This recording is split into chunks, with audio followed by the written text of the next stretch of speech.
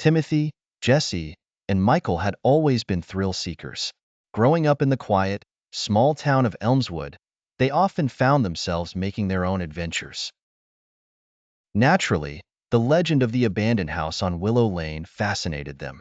The house had been deserted for decades, and whispers around town claimed it was haunted by restless spirits. Of course, their parents had warned them about the dangers of exploring the place, but the allure of a good scare was too tempting. One crisp autumn night, under a sky filled with twinkling stars, the boys decided they'd finally face the haunted house. They met at the edge of Willow Lane, flashlights in hand, their breaths visible in the cool night air. "Are you sure about this?" Michael asked, though his voice trembled more than he intended. "Come on, scaredy cat. It's just an old house," Jesse scoffed, trying to hide his own nerves. Timothy stayed silent, his eyes fixed on the foreboding structure before them. The house loomed in the darkness, its windows shattered, and wooden planks creaking in the wind. Steeling themselves, they approached the main door. With a creak that echoed through the desolate street, the door swung open with little effort. Inside, the air was musty and filled with the scent of decay. Their flashlights cast long, eerie shadows on the peeling wallpaper. Cobwebs hung like tattered drapes across the hallway.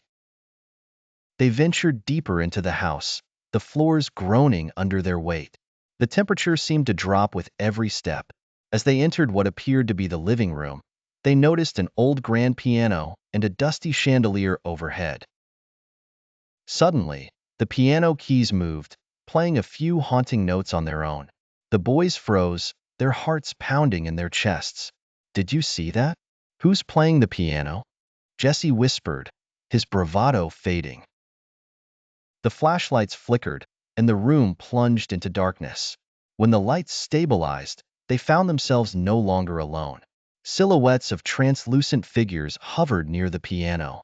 Their faces were featureless, but their intent seemed hostile.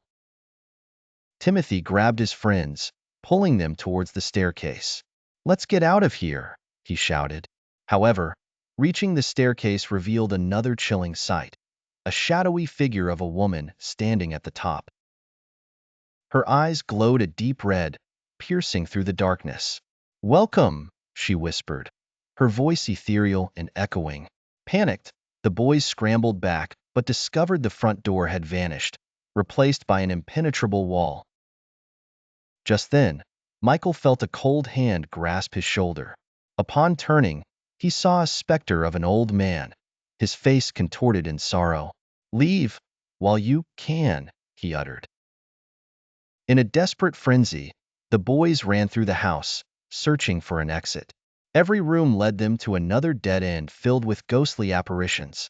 Finally, they burst into a basement door, tumbling down the stairs into a cavernous cellar. There, they found a hidden exit, a narrow tunnel leading out to the woods behind the house. They crawled through, covered in dirt and cobwebs, their hearts racing. Emerging into the open air, they collapsed on the ground, gasping for breath. Behind them, the house seemed to groan, almost as if disappointed by their escape. No one spoke a word as they made their way back home, each lost in their thoughts.